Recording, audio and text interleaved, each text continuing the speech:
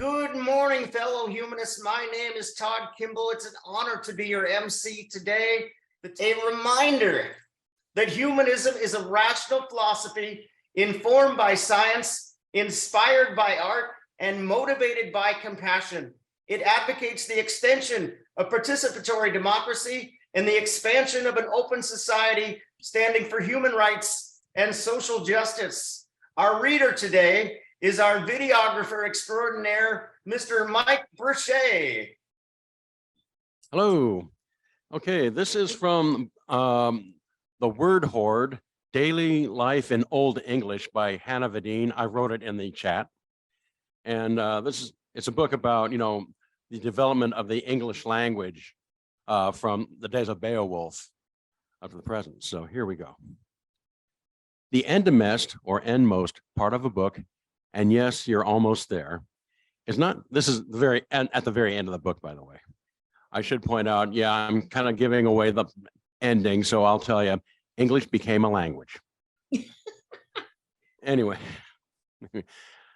the endmost or endmost part of a book, and yes, you're almost there, is not the same as a last word, though it is at this point that thoughts might turn to the latter. Rather than last or final, Old English last means track or step. A last word isn't a last word, but a track word, the story a person leaves in their tracks. Today, we might call such a story one's reputation or legacy. The poem, The Seafarer, describes the ideal last word, the one to which we should all aspire. To quote, for each man, the best of reputations, or last word betsis, is the praise of the living, those who speak after his death. Before departing, he should perform good deeds on earth, oppose the malice of enemies, and do brave deeds against the devil. Children of men shall praise him afterwards, and his glory will endure forever and ever among hosts of angels, the joyous splendor of eternal life, end quote. A text like The Seafarer encourages readers to consider what our track words might be. What will be the legacies we hand down, the impressions left by our words? Your last word or reputation is made from the stories of others, the words people say about you. Whether a ruler concerned with preserving the law, a physician having their remedies transcribed for wider transmissions, or a cheeky scribe making sure that their own name lives on, as a reord berend, or speech bearers, people have a tendency to leave word tracks. Indeed, along with archaeology, word tracks are the reason we know anything about early medieval England. I need to steady myself here. Old English words were left behind by a society where most people were peasants, where kings held power, where monks hoarded literacy. These words tell a story about the English language, how the language of Beowulf morphed into the words and phrases we use today. They also reveal piece by piece the history of the people who inhabited early medieval England, how they worked and played, imagined and prayed, the history of their thoughts. This history is incomplete as histories inevitably are. The thoughts of most people were not recorded in writing, or if they were, the books that held them have been lost. Literacy was far from universal. All those unspoken words leave gaps in our knowledge of this time and these people, no matter how adamantly a scribe might insist that he or she writes truly soft lights, whatever that means. But the joy of words has its own kind of truth. It is personal and immediate. For me, the author, this joy comes from finding a word from another place, and in this case, another time, that captures your logos, your thought so perfectly. Perhaps when one language doesn't have a word that conveys the thought you wish to express, another one does. The thoughts I associate with a particular Old English word are undoubtedly different from those of a 10th century reader. At the turn of the first millennium, a Morgan drink might refer to a specific medieval medicinal potion concocted for a king, but today it is a wonderful description of my morning coffee. The worries and anxieties that keep me awake at 3 in the morning are not the same as ut saro, I guess I'm pronouncing that right, of the medieval woman's lament, but there's no better word for them today. Perhaps if I see an aglecha, hostile fighter, as neither friend nor foe, but as someone with the capacity for both wickedness and heroism, I can understand an unfriendly other more fully. The jubilation I feel upon nearing the end of this book, completing my labor of love, requires the double joy of the word wind dream. For wind joy is insufficient on its own. Perhaps you feel a little wind dream too, having reached the end at last, and with a greatly expanded word hoard. And I'm certain that there was a medieval scribe or two who felt wind dream upon reaching the end of their own lengthy tomes. Truly. Thank you. Thank you, Mike. A fun and informative reading this morning and right in theme. Thank you for that. Therese Bottomly has spent 4 decades in the field of journalism, fighting for transparency and integrity. She is currently the editor and vice president of content for the Oregonian and its website, Oregon Live. She is responsible for all newsroom operations and is a member of the editorial board. During her career, she has worked with reporters and editors to open government records to the public. She is a board member of Open Oregon, a nonprofit organization dedicated to promoting public access to government meetings and records. As part of that work, she has developed publications in order to help smaller newspapers and working journalists across the state. In 2018, she was inducted into the University of Oregon's Journalism School Hall of Achievements.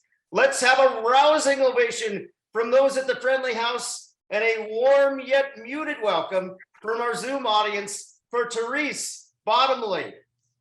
Thank you, Todd. Thank you. Thank you to the Humanists of Greater Portland and to Dave and Helen for inviting me, setting me up here.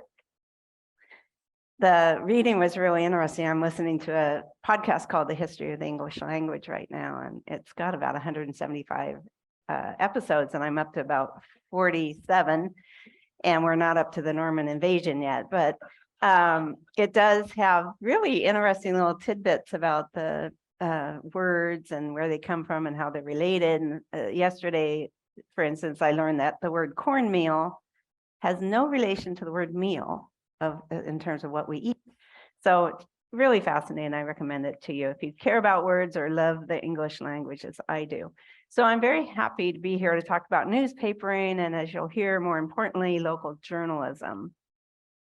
I want to talk a little bit about my own history. You heard I've been there 4 decades, and that's true. Come June, I'll have been at the Oregonian for 40 years. I grew up 25th and Northrop. My mom spent a lot of time here at Friendly House, taking classes and getting away from her 3 children. My next door neighbor was a barkeep named Bud Clark, who went on to some fame. But I have very fond memories of Northwest Portland and growing up here. So happy to be back. I also, before I begin my remarks, want to acknowledge a project that we did last fall, and I'm really interested to hear about humanists and civil rights and so forth. We did a project called Publishing Prejudice, and it's not often newspapers investigate themselves. And what we did was we went back and looked at the history of the Oregonian from 1861, which is when we went to daily. We were founded in 1850, but we went to daily operations in 1861. And we have a long history in that era of racism. The Oregonian was of white men, for white men, to the exclusion of everyone else. And it wasn't a benign exclusion, it was a very intentional exclusion. They advocated policies, we advocated for policies that prevented Black people from owning homes, from, having certain jobs. So it was a necessary examination, I think, of our past and a powerful acknowledgement of that past before we can really truly move forward. Part of that package was my apology for that coverage. You could ask, well, shouldn't the newspaper apologize? And the newspaper speaks through the editorial pages, but I felt an apology should be a human endeavor and should come from a person. So that's why I did it. So if you haven't had a chance to read that project, I commend it to you. It's on our website. The editors and executives there are long dead and gone. But as I said, I think there's a power in acknowledging the past, warts and all, And that's why I supported the project. As part of that, I've also committed this year to meeting with community groups from marginalized communities, primarily communities of color. And these mainly will be listening sessions. And it's an attempt to fill in some of our blind spots and implicit biases. And we all have those. You know, I've done a lot of training in implicit bias, and they say, are you human? Do you have a brain? Then you have implicit bias. It's as simple as that. So journalism really is a commitment to lifelong learning. And that's partly what attracted me to this profession in the first place. And it certainly delivered on that promise. So now on to the newspaper industry and its future. There's that familiar saying, may you live in interesting times. Well, I will say that Oregon newspaper news has been quite interesting, and you might even say stunning. The Mail Tribune in Medford announced last fall that it would stop printing a newspaper, and the Mail Tribune had merged. You know, there were two papers and they merged, but it had been around since 1906. And then suddenly it said it would cease all operations, and it gave notice on a Wednesday that it would go out of business entirely on a Friday. You know, Medford, the city itself, has almost 100,000 people, and the county has 220,000 people. So there are parts of Oregon that don't have newspapers, but they also have a lot of sagebrush. Most of the population centers have good, strong newsrooms. The phrase news desert was coined in the past few decades. And what it means is areas that don't have local news outlets. And there are websites that track this, the growth of news deserts across the country. And as you might imagine, they've been growing. I mentioned in my column this morning that there have been almost 2,500 newspapers that have gone out of business since 2007. So Medford and the surrounding areas won't really qualify as a news desert because they'll still be served by newsrooms. There are several TV stations in Medford, and two newspapers have said they're going to go in there. So Grants Pass, which is 45 minutes to the north, had already started expanding into Medford when they announced they go out of print.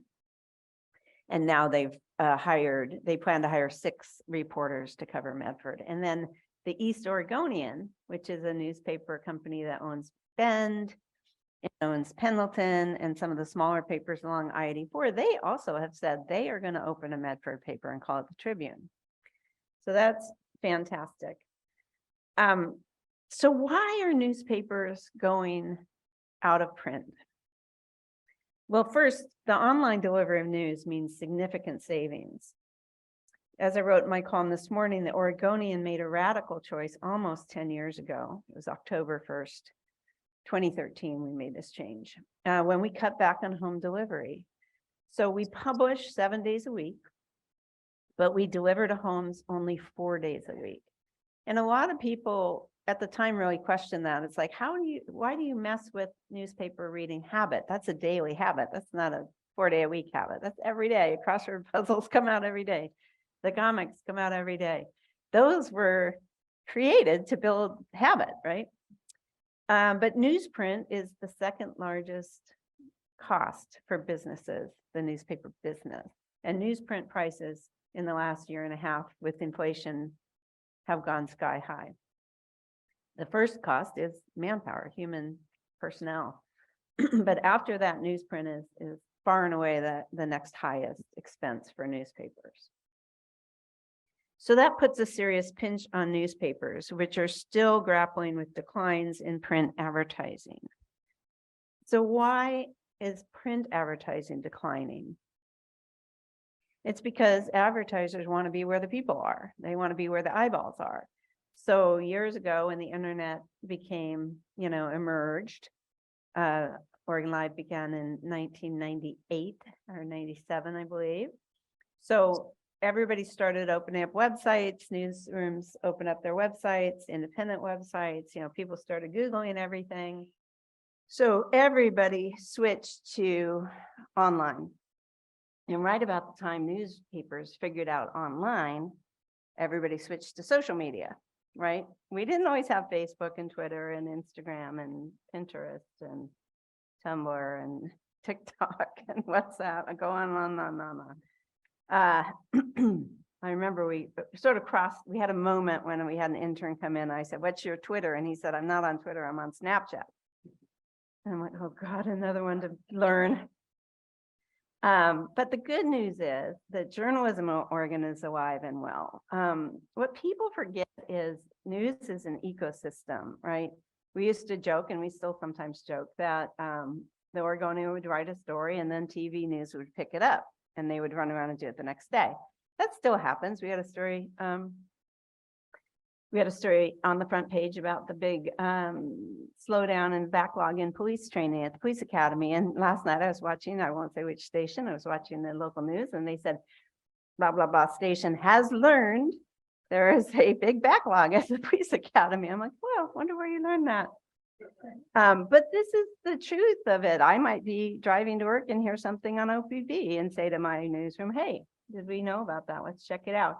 It's an ecosystem. So it's almost everything that you read on social media that has any credibility started in a local newsroom somewhere, was vetted, it was fact-checked, and was reported. So if you see something, on a legitimate site, there are reporters standing behind that. What happens, unfortunately, is this game of telephone where things get passed along, or bad actors put out misinformation and nobody's fact-checking it. And then it becomes overwhelming because there's so many sources of bad information. But on the credible news side, there is certainly an ecosystem, and that's kind of expected. It comes from a legitimate newsroom being fact-checked and then makes its way down the chain, gets on Twitter, somebody posts it on Facebook, somebody shares it on Facebook, et cetera. So what are the bright spots? Well, first, people talk about circulation. Oh, isn't your circulation down? It's like, yeah, we don't drive the paper to Boise every day anymore. There are places where it's more expensive to get the paper than it's worth getting it there, but we can get it there digitally. So some of the circulation drops have been self-imposed, where we said we're not going to deliver to places where it takes 5 hours to get there by truck when we can send the paper electronically. And also reducing the number of home delivery days reduced our circulation. But the good news is we reach more readers than ever before now because of Oregon Live. So Oregon Live has averages between 8 and 9 million unique visitors a month. Okay, and unique visitors is an industry term that really means an internet address. So you might be counted twice if you're at work and then at home and you're on different devices, but still 8 million is a lot of unique visitors. We also have 1.6 social media followers. If you look at our various, our Facebook pages, our Twitter accounts, and we have numerous, almost more than a dozen free newsletters, because a lot of people want the news curated, but they want their headlines in their inbox. They want that convenience. So we do offer many free newsletters. If you want a basic news one, if you want a food and drink one, you want a sports one, you can sign up on OregonLive.com/newsletters. They're free, and they come either weekly or daily, depending on the newsletter. And our newsroom remains strong. We have a newsroom full of talented professional journalists, and we're delivering news and information in new formats, podcasts, video, just things we never thought we'd have to learn when I was at journalism school. If you ever look at the trajectory on YouTube, the amount of video being consumed by the world just keeps going up. And that's why we have to be where the eyeballs are. Podcasts, who heard about podcasts 5-10 years ago? And now everybody's got a favorite podcast or two. And it is something where you can putter around the house and listen to your podcast, or go for a walk and listen to your podcast. So we are in that space as well. Our 2018 documentary, which is a video project, Ghosts of Highway 20, has 36 million views on YouTube. Yeah, and it's 4.5 hours long. So it's a lot of views. We launched a new features brand called Here's Oregon to celebrate the places and people that make Oregon a special place. That's where you're going to find the best beaches, the best hikes, the best pizza places, and features about Portland and people in Oregon. Another bright spot is Oregon is seeing more and more collaboration and partnerships in journalism. So we've long partnered with KGW on political debates and polling. So we share the cost of political polling, which is really important. And debates, we plan them together, and they have the broadcast studio, so they host, and we provide questioners. So that's been a really good partnership, playing to each other's strength. And partnerships during COVID really flourished because we had been part of a coalition to get news about suicide awareness out to the public. And we had 40 newsrooms in Oregon who signed on to help with that. And when COVID came, we tapped into that same network and said, what if we didn't compete? What if we shared? And what if I said, you can take any of our work and we can take any of your work in order to get the best information about COVID out during this public health emergency? And we had more than a dozen newsrooms sign up to take part in that. And philanthropic support for news is growing. Grant funders are recognizing more and more, and these are little nonprofits and big Knight foundations and Gates and the really big ones, but they are recognizing journalism as a public good, just like the arts. So right now we have two reporters who are funded 50% by Report for America, which is a little bit like the old Peace Corps. They send emerging journalists into newsrooms. The journalists get valued experience. We get added reporting firepower, and they bear 50% of the cost, and we fundraise the other half. The Associated Press in Portland also has a Report for America reporter, and the Statesman Journal in Salem has one. They have, I believe they're up to about 3,000 reporters around the country now. So the intent is, I'm just going to hold this. The intent is to support the thinning ranks of reporters, which you've all seen, newsrooms laying off people, buying them out, etc. The other area of growth is the online only and nonprofit sites that have popped up to serve communities. But online only and nonprofit sites have popped up to serve communities. Our former investigative reporter and editor, Wes Seitz, launched the Salem Reporter with private philanthropic backing. It's online only, has no print component. The Oregon Capital Chronicle, another online only site, popped up last year. It's part of a network of independent, nonpartisan, and nonprofit newsrooms intended to fill gaps where newspapers used to cover state government. A few retired journalists have started newsrooms to cover their hometowns. Quentin Smith, one of our former assignment editors, launched the Yachats News and recently converted that to a nonprofit, and he hired a reporter. He said, at my age, I'm not going to be sitting and listening to the county commission meeting. Doug Bates, another retiree, and others founded the Highway 58 Herald, a news site to cover Oak Ridge after its newspaper shut down. Oak Ridge is in the Cascades, the foothills of the Cascades east of Eugene. And the Ashland News was started by former Medford Mail Tribune journalists when it shut down the Ashland Daily Tidings. So the Ashland Daily Tidings had become the Ashland Tidings, no longer daily, then it had become kind of a shell of itself. And then finally Medford shut it down entirely. So the people who were laid off started their own newsroom. Aside from Medford and Oak Ridge, the print newspapers serving Staten and Silverton and Lebanon were closed recently. Lebanon was published by the chain that owns Corvallis and Albany, and Staten and Silverton were closed by Gannett.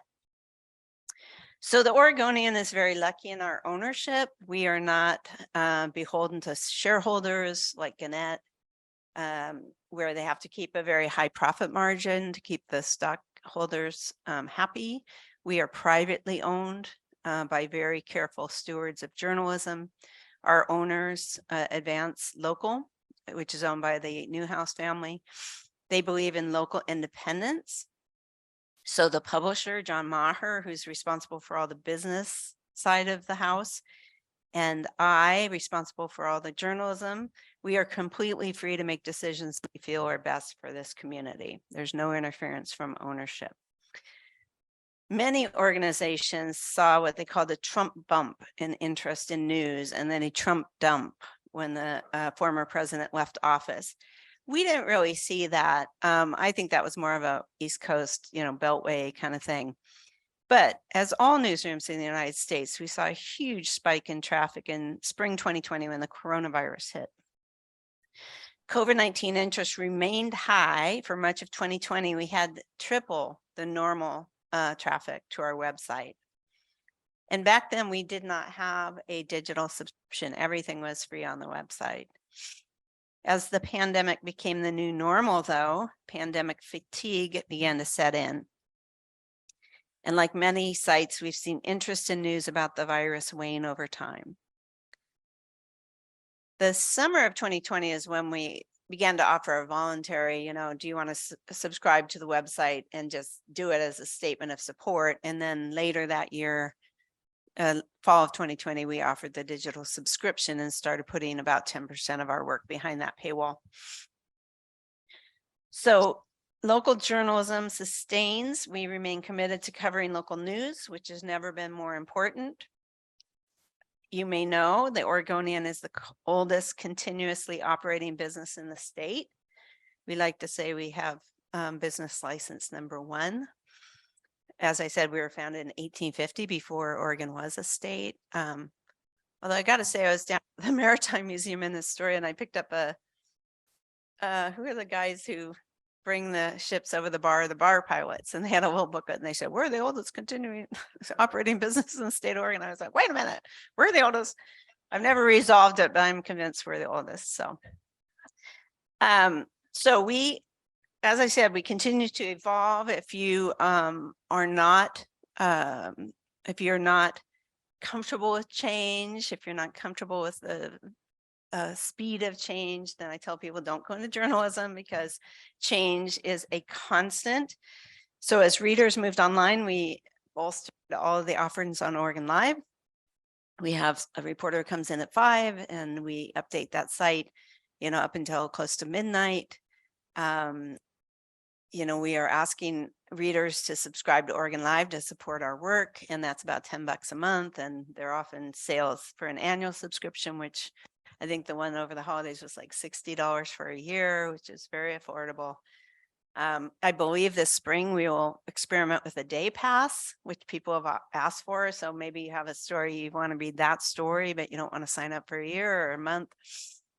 And that should also help with people wanting to share stories with somebody who doesn't have a subscription. So we hope to have that soon. So as I said, we're on social media. We have a whole social media team. Who knew?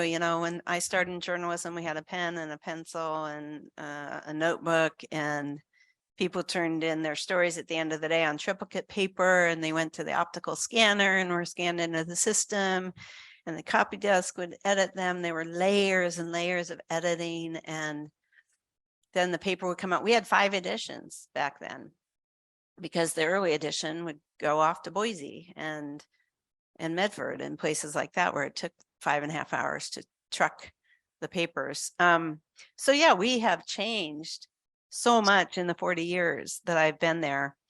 But we, I think, have changed as readers have, and we met them where they are. So if you travel a lot, you might want those emailed newsletters. If you want the daily paper by email, our digital newspaper, which is called the e-newspaper, is a replica. Every single page of the paper is replicated online. And we have bonus content in there. We have a lot of sections and features in the e-newspaper that aren't in the print edition. And tomorrow, and this is the first public announcement of this, we're launching a afternoon edition of the e-newspaper, and it too will arrive by email in midday. So we know that trust in many institutions has fallen, and it's the same with the press. A lot of the misinformation out there has eroded the trust. The enemy of the people rhetoric under Trump certainly didn't help. But I believe transparency builds trust. And that's why I write a regular column for readers that runs in the Sunday opinion section.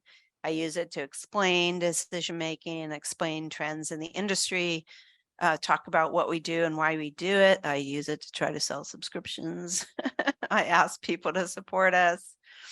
But I do think that builds trust, you know. That's why newspapers run corrections. We don't like to admit a mistake, but we think it builds credibility to admit and acknowledge mistakes. And that, as I said, was part of the thinking behind the Publishing Prejudice series, where we looked very deeply into archives and found that two men, Henry Piddock and Harvey Scott, had a very long and outsized influence on the coverage decisions, what was covered, what was not covered, and also the editorial policies. And again, they believed in a newspaper that was by and for white men and white men only. And they were against women's suffrage. They were against Black people owning property, et cetera. And then even up until 1942, we did a second part that looked at our coverage of imprisonment of Japanese American citizens during World War II. And a young reporter went to essentially try to debunk the coverage, a first-person essay of a man who was imprisoned up in Tacoma. And I to this day have no idea what prompted the Oregonian to try to debunk this piece. He was a citizen of Washington State. He was imprisoned. He wrote a piece for the New Republic magazine. It was a first person piece about his experience. And for some reason, the Oregonian sent a reporter out to the stockyards to write a very long article, a full page article about all the ways that it was wonderful there. And it was kind of like summer camp. And the family, the daughter of that gentleman, reached out to me and said, "Will you apologize?" And I knew we were already working on this project. And so I put her in touch with our reporter, Rob Davis. And she tells the story because she emailed me on a Sunday and got a response right back. And then she said Monday morning, Rob Davis was sitting on her sofa and she was very surprised by the responsiveness. We happen to be working on this history project already. So he told her family's story. That young reporter, 29-year-old reporter who wrote that piece in 1942, went on to become editor of the Oregonian and never believed in reparations for Japanese Americans, spoke out against reparations, so never kind of came to any sort of new thinking about whether that was the right thing to do. Very much, not out of line with how American institutions thought at the time, but even over time did not come to a new place, a new way of thinking. So I was invited to go to the Historical Society because Vicky Nakashima's nephew was in town, and there was an exhibit at the Japanese American Museum of Oregon, which is down in Old Town. And there were people there from the Art Museum and from the Japanese American Museum and from the Regional Arts Council. And they were talking about this experience of having their family attacked by the Oregonian, essentially, and the integrity of their family attacked. And they brought out the full page article framed. And I realized that I had to apologize in person right then and there. I already was sure we would apologize in some form, but I knew the moment was upon me, because what are the chances the family would ever be there in person together again? And I just couldn't sit and listen without responding. And so I stood up without planning to and apologized. And Vicky Nakashima burst into tears. It was a very emotional moment for her and for me. But it underscored for me how important it was for the institution of the Oregonian to apologize and acknowledge how wrong we were historically. And I did, I did say internally at the time that we're not going to apologize for every slight of 172 years of publishing, because that's impossible. But I think we must acknowledge that institutions are made up of people, and people get things wrong, and people are human and they err. And so you must, when the moment arises, you got to do the right thing and acknowledge it and apologize. So again, that is the, my belief. Again, transparency builds trust. That's why I've been a huge proponent of government transparency through the years. The public records law is not just for journalists, it's for the public. Journalists use it a lot, but the public should too. You have rights under the open meetings laws and open courts. Oregon has a very strong open courts provision in its constitution, probably the strongest in the country. So again, there's a sort of a theme of my years in journalism, which is around trust and transparency and openness, and fighting for the public's right to know. We had a pretty big case this fall with Google and the Dalles, where Google had opened 2 data centers in the Dalles, and they weren't taking water from the Columbia River. They were taking water from the city water supply, which was drawing from the aquifer. And they wanted the city to approve expansion without revealing how much water they were using. And the city, because Google brought a lot of money to town and some jobs to town, had sort of done this deal where they were like, yeah, we're going to approve it without revealing how much water is being used. And so we put in a public records request and asked, how much water is Google using? It's a public record. It's a city water department record. Well, they had also made a deal that Google got to decide what information was released and what wasn't, and that Google would fund the legal fight. And so when our appeal to the DA, they said, no, you can't have the records. We appealed to the district attorney, which is how the law works in Oregon. The DA said, no, that's not a trade secret and you need to release it. And so the Dalles sued us. And after a year of back and forth in the courts, they settled. And that day, Google said that they would now release how much water they consume at every data center in the United States. But they said it was just a coincidence. So we now know that Google's water usage has tripled since they started in the Dalles. So that's, that's really interesting information for people in the Dalles to have. It's really interesting information for Oregonians to have when they decide, do we want more data centers, which suck up a lot of water because they have to cool. They use it to cool. So anyway, that's, we try to be the proxy for the public. We try to take on these fights. We report back to the public about these initiatives. I like to say we're unbiased, but we are biased in favor of transparency and government accountability. And so I try to write these columns where I explain, why are we doing this? What are we doing? What do we have? And then I try to keep up with my email. I accept speaking engagements like this one. We need to know what's on the minds of readers. And then one thing we did discover is readers are tired of plague, war, crime, sometimes politics. It's just news. I like to say, we write when the plane goes down. We don't have a lot of stories that say 10,000 planes landed safely today. News is a little bit of bad stuff happens. And so we decided, okay, we're going to launch Heroes Oregon. It's a new brand. It pulls together all that, best pizza places, best beaches, how to spend a day in Staten or Silverton or Eugene. It's a celebration of the place we live, the people that make it great. So I hope you spend some time, go to heroesoregon.com. I hope you share our work. I hope you enjoy it. And we know it's not all sweetness and light. We deal in the facts. So I'll circle back to that saying, may you live in interesting times. It's often and widely described as an ancient Chinese curse. The fact is there's no evidence it's Chinese. Scholars say there's no Chinese proverb that matches up, nor is the saying particularly ancient. It cropped up during World War II.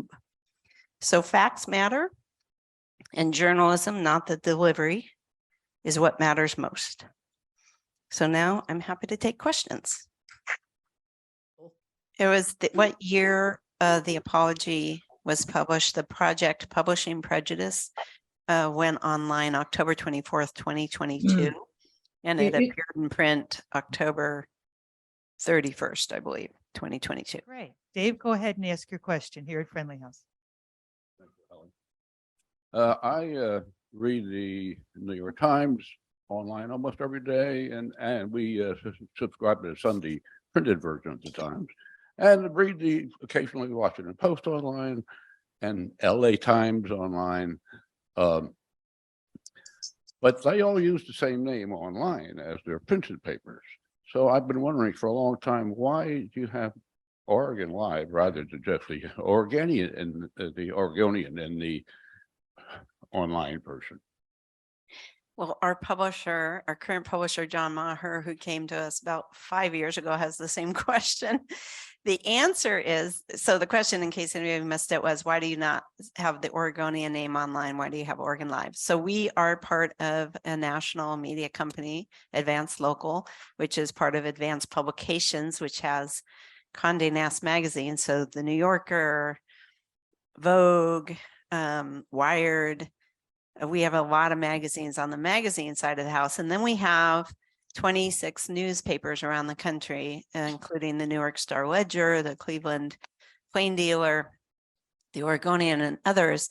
And the owners, when they first started the websites, started them as independent newsrooms. So we have Penn Live in Harrisburg, we have Oregon Live, we have M Live in Michigan, where we had several papers and the Booth newspapers. So, they saw when they first started the websites, it was a different kind of philosophy, which was a portal for conversations. You remember chat rooms and forums, and so it really was, they wanted to bring it was almost kind of like next door, wanted to bring the community together, and they had all these different threads. So you could talk about prep sports, or you could talk about politics or whatever. Over time, Oregon Live emerged as a news website. And so more and more news began to appear. So it started out small. We had like 3 stories a day that would go on the website. And then finally, in 2013, they combined the 2 companies, Oregon Live and the Oregonian, as one newsroom.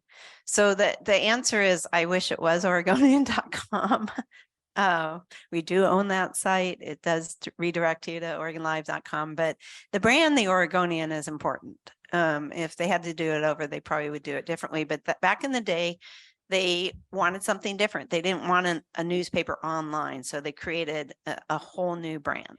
Our next question will come from Friendly House. Roy. Come on in. I was listening to the NPR, and they were talking about a lot of problems you have locally, graft and corruption, which is sort of what you were talking about. And I coined a new word, plagiarism. And I was wondering if there's a way to sort of like, you have organic label on food, have the same thing for news sources. If you don't have that organic label, then it is what it is. I'm sure there is something like that, but I have no idea. So the question is, why don't we have some sort of, label for legitimate news that tells you it's good for you? Particularly online. Yeah. So short answer is First Amendment. Who would be over there deciding what's legit and what's not? And we wouldn't really want the federal government regulating news. I think I appreciate what you're saying. I think from the inside, we would say, look to the source. There's already, if it's Oregon Live, it's from the Oregonian, it's New York Times, it's already labeled, it's credible. If it's something you've never heard of, if it's something being passed along on social media and you can't really trace it back to the site, then be cautious, be wary. I just read something today about now if you put into Twitter COVID, you get all of the top responses are around misinformation since Musk took over Twitter again. So that again, this is the problem, the misinformation and disinformation, because there are bad actors out there with very few humans involved and lots of automated bots involved. They can flood social media with bad information, and it's very hard to keep up. I sometimes get, somebody tweeted about how masks don't work, and they tagged me on Twitter, and there are about 50 people who have liked that post. Well, if you go and look, you call up that user, they have 0 followers, and they joined in December 2022. Very unlikely to be an actual real human being. Very likely to be some organization or bad actor who wants to spread disinformation. So I would always say, look at the source. And if you know that it's credible source, that's as good as that United Laboratories or, Maytech or whatever the seal of approval is, any of those things. If you see something on social media and you're not sure, Google it and see if it traces back to a legitimate source. You trust Google? You have to, like everything, when you look at the results, go down the list and see, is there an ABC, a CNN, a New York Times, an LA Times, or is it a bunch of things you've never heard of? And if it's a bunch of sources you've never heard of, then I would be very skeptical. Therese, thank you so much for an excellent presentation. I see we're already active in the Q&A.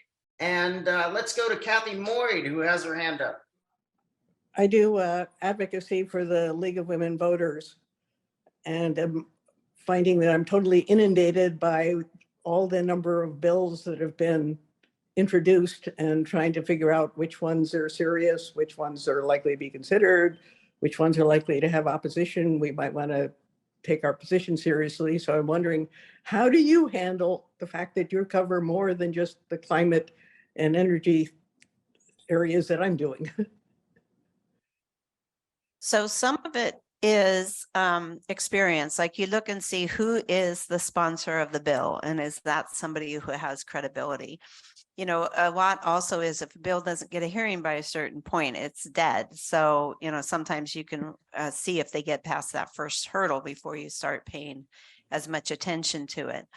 But that's kind of the main thing, is having the expertise and knowing the history. Is like this is the third time they've come up with this, and they've almost across the finish line the last 2 times, or is this somebody who brings up this same bill the last 15 sessions and it never even gets a hearing? So I am happy to say that I'm on Open Oregon with Norm Terrell, who is part of the League of Women Voters. So it's been very nice to get to know him. It's a good organization. He and I work on that nonprofit board together on open government issues. And we watch the legislature for bills around open government, public records, and so forth. And there are several dozen this session alone. And we watch them, we testify, and a lot will have to do with what is the clout of the person who is pushing the how many people are on board, how experienced are they, how much power do they have in the legislature, and all that will determine whether it gets down the road or not. Sounds like I use some of the same techniques, but the league now has broadened its scope, and so it now covers a lot more of the subject areas as well as the public access, et cetera. So yeah, and I am part of the National Coalition on Open Records, and they were asking if states were seeing legislation around voter integrity, and whether or not there were efforts to change, how transparent elections offices had to be, or whether they could have longer deadlines to respond because of this inundation of requests that they've gotten around election integrity. So yeah, there's always something going on when the legislature is in session. We have a number of hands up. You guys are being so polite today, raising your hands to speak. It's like we're in school. But let me check in with our live Keystone Room audience. Do I see Ann Henderson at the mic there? You do. Okay, go ahead with your question, Ann. Thanks. I'd like I'd like your opinion, basically, on the Fox News Dominion BS that's going on right now. Do you think it will come to come to something so that we can now see some sort of reality in Fox News and others? So the question is about the more than $1 billion defamation suit brought by Dominion, which is the company that provided some of the voting machines against Fox News, which had people on its channel basically saying the machines were faulty, flawed, rigged, etc.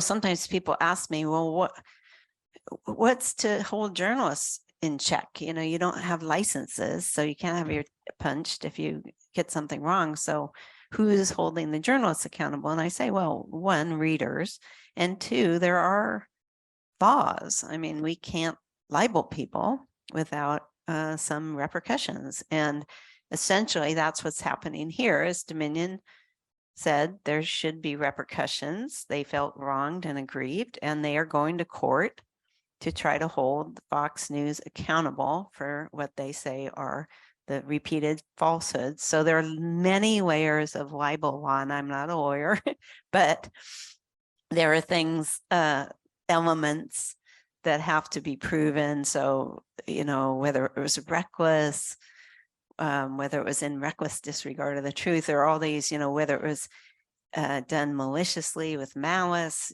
so these are all things that will have to be fought out in the courts. But I would say that a lot of major media entities watching this, because regardless of whether Dominion prevails in court, regardless of whether it settles, regardless of whether Fox prevails, it's expensive.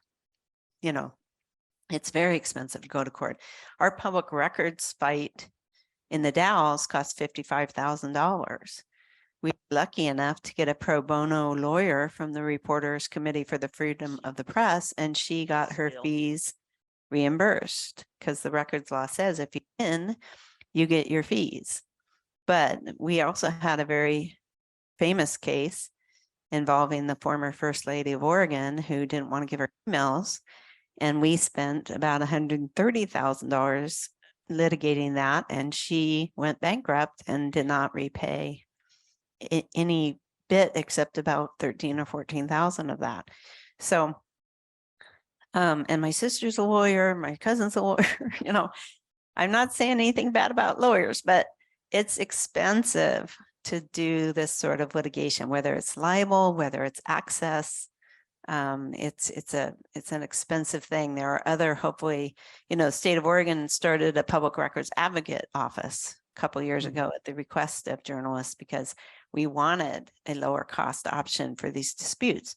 So now there's a guy named Todd Albert, and he will intervene in cases with state agencies. He doesn't have any say over counties or cities, they're local, but state agencies, if you're having a problem getting information that you think should be public, and he agrees with you, then he will intervene, and that doesn't cost you anything. You don't have to go to court, and hopefully the agency will listen and respond to the public records advocate, and that is a workaround that's a lot less expensive. Thank you. Sounds good. We'll start taking the hands up from our Zoom audience. I don't want your arms getting tired. We'll go to Hank Robb. Hello. First of all, thank you so much. First of all, thank you so much. This is really a fascinating presentation. Certainly, everybody needs something to do, and you found something fascinating to do. We all greatly benefit, and I would enjoy a conversation that would go on for hours. But the first thing I'd like to do is to take a point of personal privilege and request that the media stop referring to crackpot theories as conspiracy theories. There are real conspiracies in the world, but crackpot ideas are exactly that. They just don't hold water. Now, my question is, when you spoke about the influence of a couple of people historically on the newspaper, you referred to them as white men. You didn't refer to them as white bespectacled men, because whether they were wearing spectacles or not is thought to be irrelevant. You didn't refer to them as white men over 5 feet because their height would be thought to be irrelevant. But you also didn't refer to them as white Christian men. Why is that orientation thought to be irrelevant? Well, our focus on this particular project was the degree to which the Oregonian tried to exclude Black Oregonians from full rights and privileges, and also women. So Henry Piddock famously, was very much against Black land ownership. The language in the news columns was horrible about Black people. The paper celebrated lynchings. So the fact that they were white seemed very relevant to mention. The Harvey Scott was famously related to Abigail Scott Duniway. And so there was a brother-sister feud for many years over the right of women to vote. And Abigail Scott Duniway was vehemently in favor, and Harvey Scott was vehemently opposed, and used the pages of the Oregonian to fight the right of women to vote. And it wasn't until he died that the right of women to vote actually occurred. So we brought up what we felt was relevant. Wasn't the rationale for their position their Christianity? Not that I've seen ever displayed in the pages. Susan and Wes, we'll get to your questions momentarily, but let's go live to the Friendly House for a question from Al Christians. Okay, thank you very much for coming to face us. The biggest news story the last couple of decades probably has been this COVID thing. And overall, America's response to it is kind of terrible, since we had more deaths than just about anybody else, et cetera. And you would think that it being a public health thing, that public attitudes and public thinking is pretty much what determined why it was so terrible. And our institutions contribute an awful lot to public attitudes. So things went wrong here pretty badly. There was nobody who presented credibly to the public what the public should be doing. The public didn't believe what they should have been doing. And at the start of the pandemic, we had no place to go to find something that was true, important for you to know, and you would know that it was timely and up to date as to what you should do with this pandemic. It was a total mess. Yeah, but why did, for example, did the New York Times focus so much on body counts, number of cases, numbers of this, numbers of that, instead of telling people what the hell to do, since they have the high credibility and they were the ones who were evidently devoting a lot of resources to the story. They made their paper free so everybody could see it, but they didn't have any story about what we should do. They were balancing everything, and they weren't really in the struggle. They weren't seeing their important role. Do you think the papers saw their important role? And why didn't things work out better? Well, I don't speak for the New York Times, so I couldn't really tell you. I will say that. But you just spoke highly of their credibility and their position, et cetera. So, something about them. But yeah, nobody stood up to do that thing.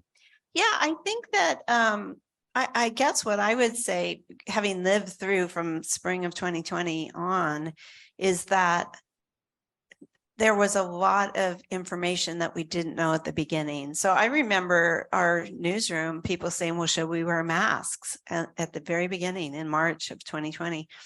And I remember saying, we don't know how they work or what they work, but most importantly, right now, healthcare workers can't get them. So I feel unsure that the newsroom should be buying masks that healthcare workers need. So, you know, that's the way science works, is information is built upon information, and information, you know, people say, well, you say one thing one day and one thing the next. And it's like, yeah, that's how science works. You know, you make a hypothesis, you explore it, you research it, and you adjust your thinking based on what you know. I mean, think about how many times that's changed. I would say that as far as focusing on the numbers, when things are uncertain, news media will focus on the hard facts, and often that's the data. So the Oregonian put a project page up called projects.oregonlive.com/coronavirus. And that page still is updated as frequently as the state of Oregon updates the numbers. And it has like vaccine rates for all the counties. It has all the numbers. It has current hospitalizations. So, you know, some of it is the news organizations saying, well, we don't know everything, but what do we know?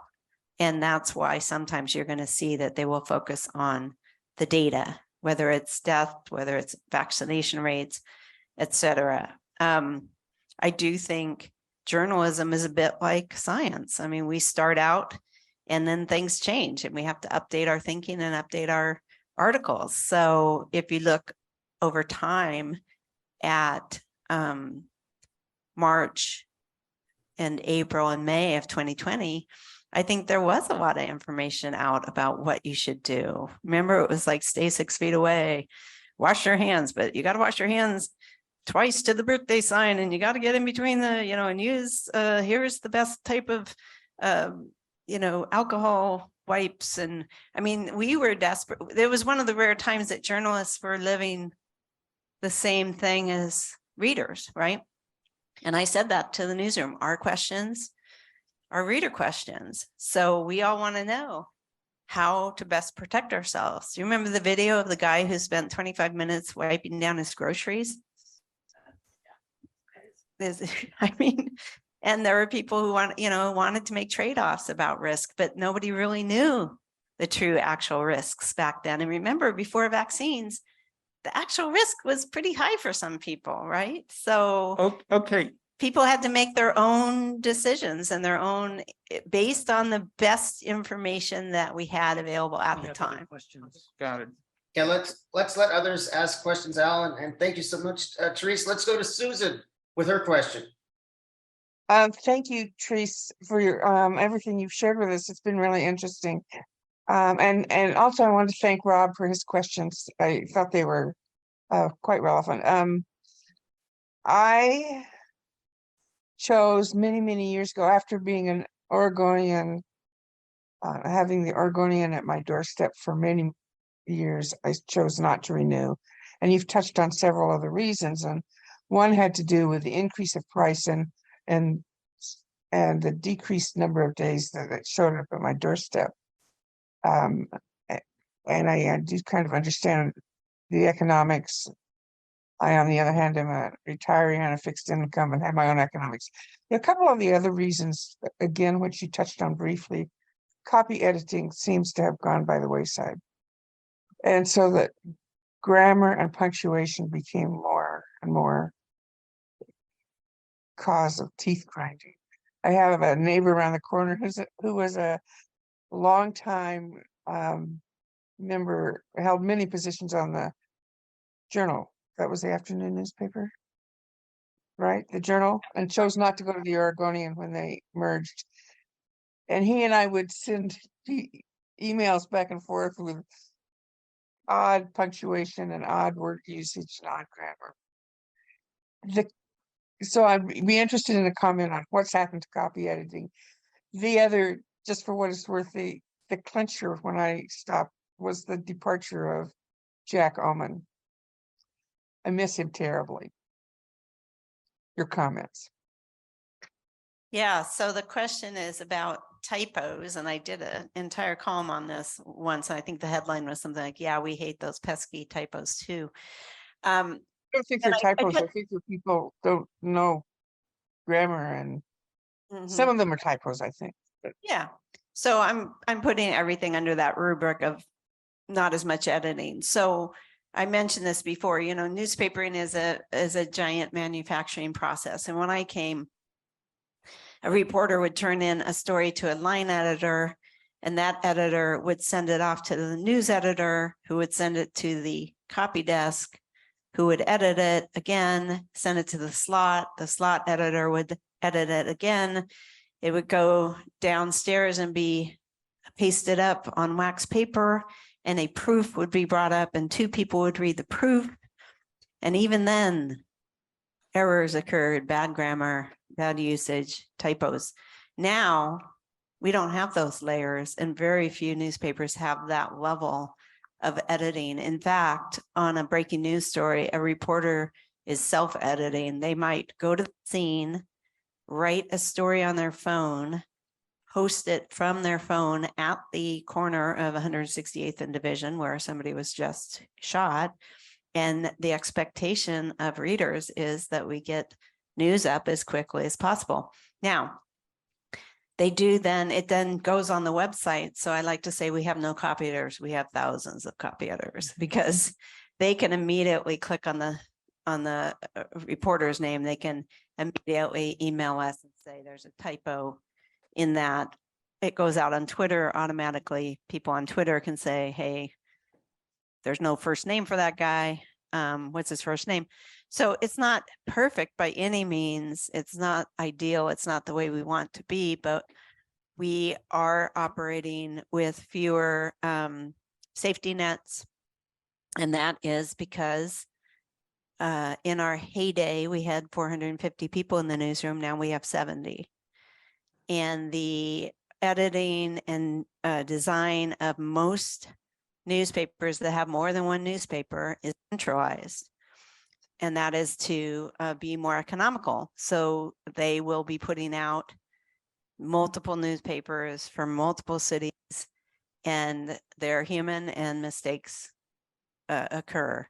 And I notice them and I don't like them. I have a whole folder on my desktop called grammar where I take little screenshots and I put in there, because I'll probably write again about pesky errors that detract from the reading experience, but also detract from our credibility. I mean, we want to get it right.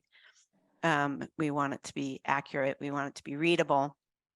So, you know, that's why sometimes I'll see a story go up and I'll go in there and I'll copy edit it because I see it on the site with a typo and I want to fix it. So we have fewer editors, we have more editors. Helen, I see you live at the Friendly House, but before we get to you, let's go to Wes in our Zoom audience. I worked at the Oregonian for 11 years. It was my last job, major job of my career before my entire department was laid off. And fortunately, I was 65, so I said, okay, I had a good run. But a really nice thing happened, which was the monthly newspaper that covers downtown, that covers the Pearl, Northwest, and Goose Hollow, the Northwest Examiner. I've been designing that newspaper for 8 years. And also one of your copy editors actually checks the paper. So he does a really good job. So he got good training at the Oregonian. This has less to do with the content of the newspaper than the economics of producing a newspaper. As soon as one of the Newhouse siblings decided it would be a good idea, the Oregonian was in the black. I at the time, it was making a nice, decent profit, not as much as in previous years. But he decided that it would be a good idea to only distribute the printed copy of the newspaper for 4 days a week. In the following months, I occasionally bought a copy from those days where it wasn't distributed, and I was shocked at the advertising was almost absent, completely absent. I would see 1 or 2 paid ads, and as you know, advertising revenue is the lifeblood of any newspaper. And I just wonder what was well, you're still an employee of the Newhouse family, so I can't really ask you to be totally upfront with what you know. But to me, it was a kind of a like it didn't make any sense that you would stop your distribution and not know that your advertising would completely dry up on those 3 days that you didn't distribute the paper. That's kind of my question. Why wouldn't they have known that that would happen? Well, they chose the 3 days that had very little advertising. So for instance, the Monday paper for many, many years had very little advertising. And then they worked with advertisers to move advertising into the home delivery days. So for instance, Food Day used to come out on Tuesday, but when we went to Wednesday, Friday, Saturday, Sunday, they worked with the food advertisers to move into the Wednesday paper. So the idea of these smaller papers was just that. They were smaller.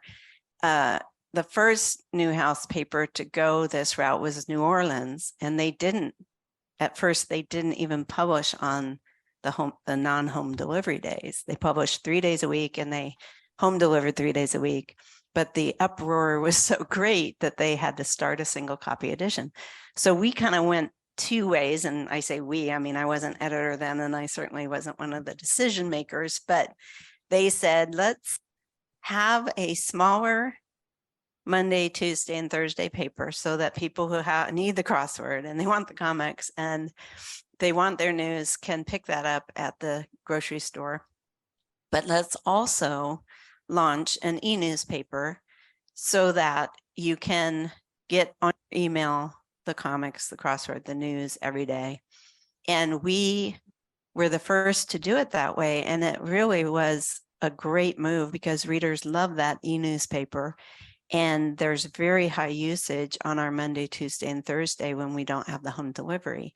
And when it snows and we can't get the paper out, we can open it up to everybody and they can get it without having to worry about the carriers navigating the ice. So at the time in 2013, this was extraordinary to cut back on home delivery days, but now you see this everywhere.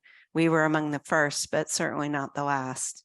So the Tampa Bay Times, for instance, which is in a retirement community, right? We got a lot of retirees in Florida. They are Wednesday, Sunday only in print, okay? A lot of papers, Salem stopped delivering on Saturdays. So a lot of newspapers have come to the realization that they cannot continue to deliver on the days where the advertising doesn't support those days. So again, the Monday paper for many years was the vast wasteland for advertising because everybody had wanted to be in the Sunday paper, right? So now you can buy a deal where if you're in the Sunday paper, you can choose to be on Monday, Tuesday, or Thursday as well. So hopefully you see more advertising in those days. But those decisions are luckily not newsroom decisions. They're done by the publisher, by the owners.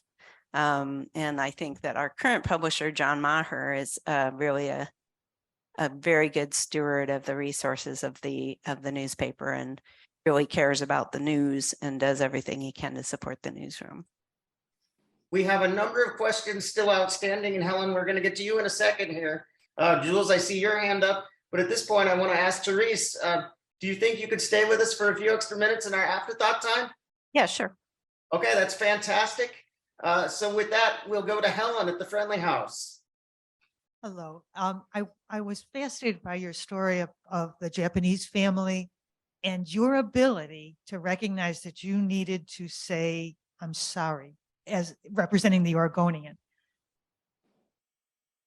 Do you have any, I mean, I think you do realize how rare it is that an organization says that. And I'm curious, where did that come from that you just were so sure you'd be fine if you said, I'm sorry, and you were representing the Oregonian? How could that happen, that you trusted them enough? I guess we always had a saying on the copy desk where we work nights and weekends. It's like, what are they going to do to us? Make us work nights and weekends? You know, so I guess part of it was after 40 years of working for the company, I knew its values. And after 4 years of being editor, I knew kind of what leeway I had in terms of making decisions, which is pretty much I get to make decisions about the newsroom and the news. And we had already discussed that there would likely be an apology. The question that was going back and forth was, should it be an editorial apologizing on behalf of the institution in its editorial voice? But those are unsigned. Those are the institutional voice saying you ought to, you know, vote for so-and-so, or we need to do better on homelessness, or whatever the issue is. But I think the power of an apology is it's a human being looking somebody in the eye and saying, we were wrong and we apologize. So that's, I already had I think I was already drafting the apology. So when the moment came, because it was about 2 or 3 weeks before publication, it was just that moment where it's like, I cannot sit silently and hear this pain from this family without responding. I honor you, and I honor the Oregonian for that kind of courage. Thank you. Thank you. Jules, you get the final question in our formal Q&A. Make it succinct for us. Okay, I thank you so much, Todd. Delighted with your presentation. I'll preface my question by a historical remark. In the late 1940s, I was in a junior high school in Brooklyn, and one of the courses that we had to take was civics. And your daily assignment was to listen on the radio to a news broadcast and come in and share it with the class, what you got from that news broadcast. So, and going through schools, New York school system, which was so instrumental in my personal growth because it was such a good system, I was exposed to the Daily Mirror, the Daily News, the PM, the Brooklyn Eagle, the World Telegraph, the Herald Tribune. I mean, it went on forever. And yet there was no feeling that this was false misinformation. We just felt there was business, that's the way business grows, and et cetera. So here's my question. I know they don't teach civics anymore, among other things. I mean, we used to have a home economics also. The girls were taught, you know, how to deal with their menses, and the men were taught how not to get gonorrhea. You know, the boys were, it was at that kind of a time in our lives. If you were to design a civics course for today's audience of students who are glued to a screen, who spend hours and hours on game playing, where would you begin the process, and where would you get them to feel that they don't have to ask the question that I've heard many times from adults who I respect? Who do you believe today? Who should I believe? And I'm saying, wait a minute. How can you say that? But okay. So if you were to design that course, first of all, would it be something that would be amenable to the current? Okay, I think that's a good question. I asked for succinctness there, Jules. Did you catch on to that? Go ahead with your answer, Therese. Well, okay. It just takes me down memory lane a little bit, because I did go to Lincoln High School, and I was not in home ec, but I remember I wanted to take typing, and my mother refused because she didn't want me to be a secretary. And so I failed the typing test to get into journalism school 3 times.